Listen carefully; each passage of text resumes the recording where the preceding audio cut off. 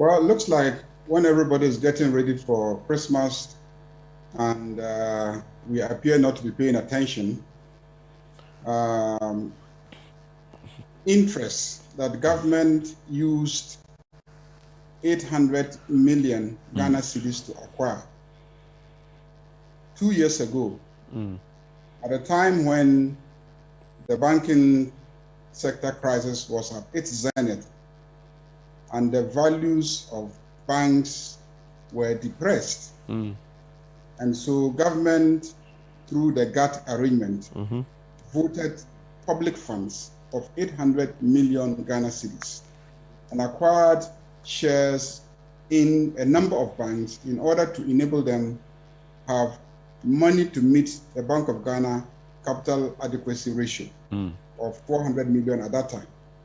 Now, 2 years down the line, when we are told that the situation of the banking sector has dramatically improved, which necessarily means that the values of those banks would have come out of the depression in which they found themselves 2 years ago. And within this Christmas season and New Year, there's some scheming going on, and approvals being given by GATT and by, NTAC, which was holding the shares in trust for government, and by the Securities and Exchange Commission for these assets to be sold for the same value of 800 million. But we spend public money to acquire. So clearly, somebody is engaged in a scheme to pass on the increased value to some other people. And that is what I think is unexplainable. And I'm asking the Bank of Ghana to look into it. And I'm asking them to stop the process, because if they persist and continue, I will seek the support of colleagues in Parliament to activate the processes there and call an investigation in that transaction. Because I cannot understand how it is possible that 2 years ago, when the banks were depressed and their values were down, and we acquired shares in them for 800 million, today, 2 years after, we will still be wanting to sell those shares at 800 million. There's something fundamentally wrong with the transaction. That's the first major issue. The second major issue is that at the time when we were approving public funds to aid these banks to come out of the situation that they found themselves, the objective was that ultimately the banks will redeem themselves and then be given the opportunity to acquire those shares back when they have improved their financial situation within a period of 5 years. 5 years was the timeline. It is not yet 5 years, and some people are in a hurry to engage in a conduct which, in my opinion, will ultimately lead to these shares getting into the hands of third parties and not what we in Parliament assumed, which was that it will get back to the original shareholders of these banks. And I'm saying this because the claim now is that they are going to the capital market to go and then raise money through an IPO in order to pay back to government the money that government gave for purchasing these shares through GATT, and which shares are being held in trust by NTAC. Right. Now, the danger is that the underlying asset in this transaction is the shares and the value of the shares.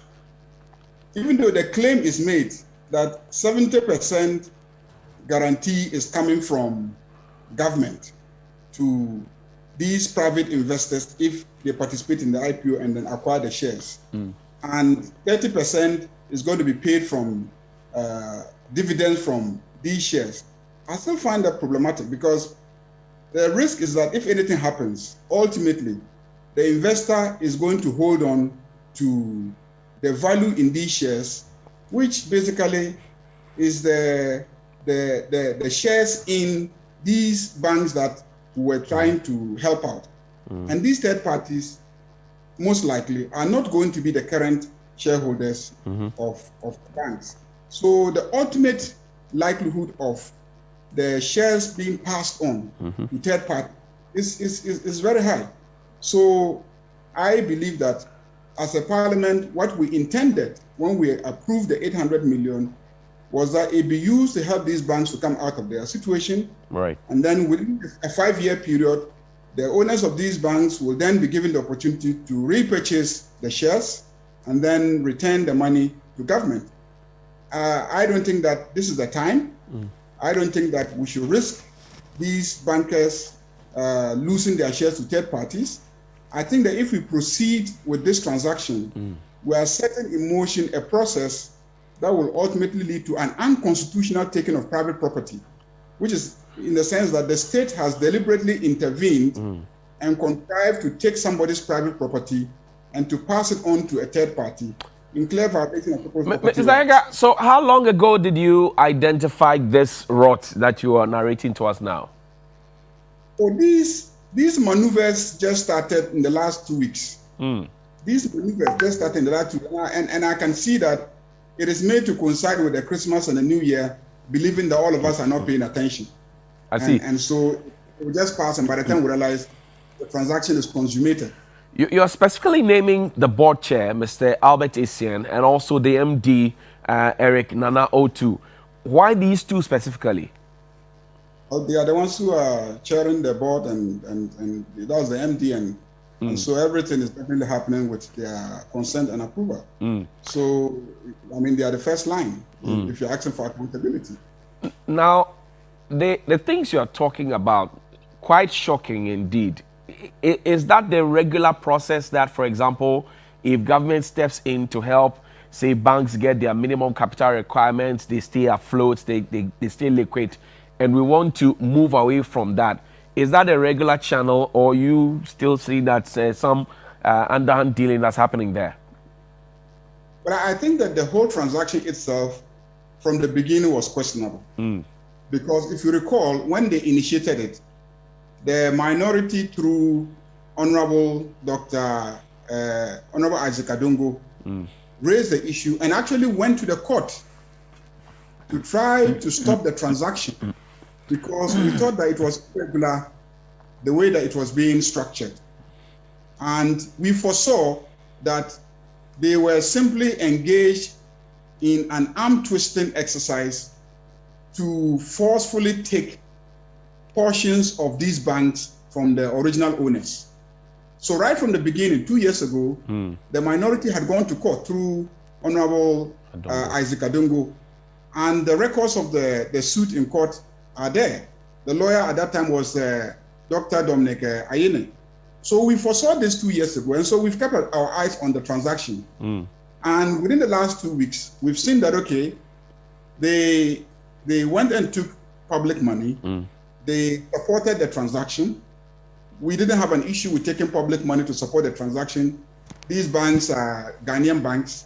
And so if we are willing to go look for money to set up new banks for the purposes of supporting agriculture and other less supported areas, why not take public money and support existing banks that are distressed but can be saved? So we didn't have a principled objection to that. So we let that pass.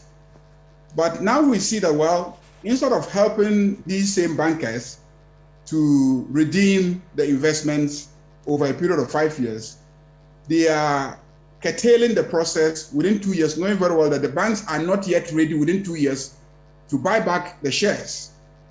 And so we fear a situation where they will contrive to pass on the shares to third parties whose identity and personalities will be questionable.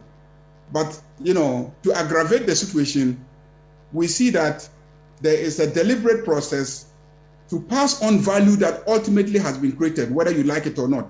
If the banks were depressed at the point where the Bank of Ghana was almost going to withdraw their licenses because they hadn't met the capital adequacy ratio, these are very miserable banks. And at that time, the valuation of their shares was done in a way that clearly there was depression. So the values came down. Now, 2 years down the line, when they've gotten capital injection, they are doing well, and so they are in the process of coming out of the crisis. The values won't be the same as they were at the time that you were buying them in 2019. And so if today the same 800 million is what the state will recover, it means that assuming that the proper valuation today is 900 million, you can see clearly that there is a deliberate plan to pass on 100 million to somebody and not the government of Ghana. And so that's another aspect that we must all keep our eye on. And that is why we are raising this issue at this point. Ayariga, you have given a 5-day ultimatum to the governor. Your petition is dated the 20th of December. Today is the 23rd. Have you had any response from the governor, and are you optimistic that your 5 days will be met? Well, I hope, because for me, we need to take urgent steps to stop, millions of Ghana cedis value which would have accrued to the state of Ghana being, fraudulently passed on to people that at this point we shouldn't be mentioning, but we believe that some people are on the sidelines, lined up to just take value that belongs to the state, and we must stop that. And secondly, I believe that this is a scheme to unconstitutionally,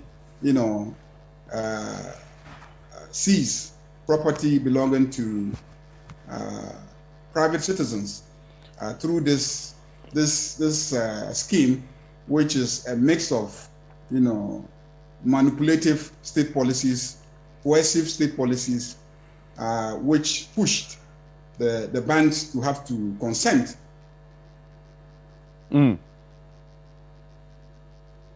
Ayariga, you'll have to check your connection. I think that as a country to come to the rescue of these bankers.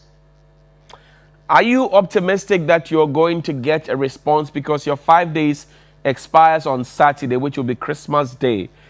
Maybe the governor will be too busy trying to type a response to you, or maybe not, will be later. You are threatening that in lieu of that, you will head for the courts.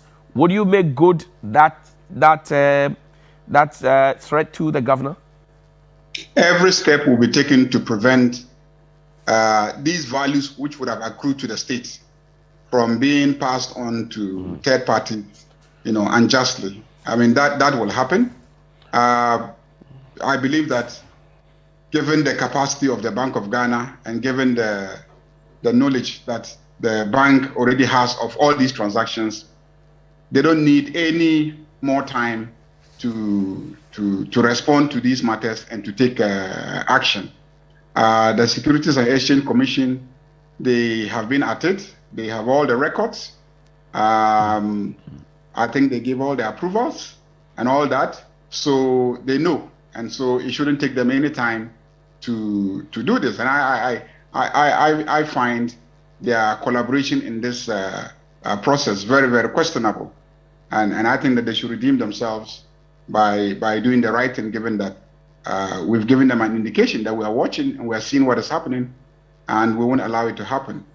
As for steps to stop it, I mean, clearly, as I indicated, if they don't, trust me, I'll take the steps. You are, finally, you have named Mr. ACN, who's board chairman, and also Mr. O2, who is the managing director, as persons who should be held accountable for this. Are there any more heads that you wish would roll if your cease and desist, order to the Bank of Ghana doesn't stop and they go ahead with it? Who else would be implicated? I think ultimately, the finance minister is the minister superintendent over all these things. I say so because, strangely, the money was requested from Parliament by the finance minister in the Appropriations Act of, I think, 2019. And the approvals were given to him. And he's the one who has, in my opinion, structured the arrangement the way that it has been structured. First and foremost, as somebody with some little knowledge of the law, I have been struggling to grapple with the arrangement where GAT is a company limited, a limited liability company that the state has not directly acquired shares, but has nominated a private company, NTAC, to hold shares. And the thinking that they had to even nominate a private company, NTAC, to hold the shares is an admission by them that that whole arrangement is problematic, that the state cannot go and then, just incorporate the company at Register General and take public money and put into that company. If the state wants to do business, then there must be an act of parliament establishing a company, like we've done with so many other companies. Then you can properly channel money from the consolidated fund into that company established by an act of parliament and set up the way that the company should be regulated. And then the company will be accountable to the state. But as it is, NTAC is holding shares of 800 million Ghana cedis in trust for the state. If anything happens to NTAC that endangers these shares, I mean, how do you redeem them? How do you redeem them?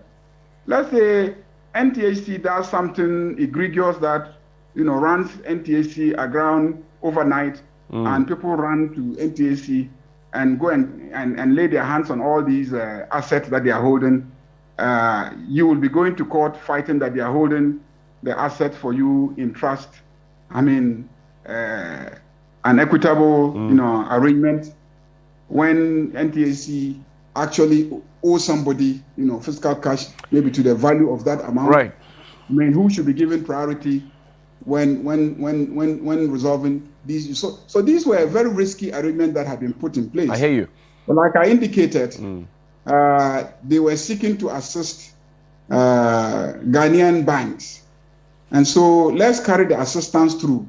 Okay. Let's rather firm up a relationship between these banks and the state directly, so that the state finds a way of recovering the investment, or if anything at all, the investment should stand in these banks in the name of the government of Ghana. I hear you. As simple as that. I hear you. Mr. Ayariga, grateful for your time this morning, and enjoy your Xmas. We'll be keeping our ears and eyes on the ground, and we'll follow the activities as it pans along. But thank you very much for speaking to us this morning.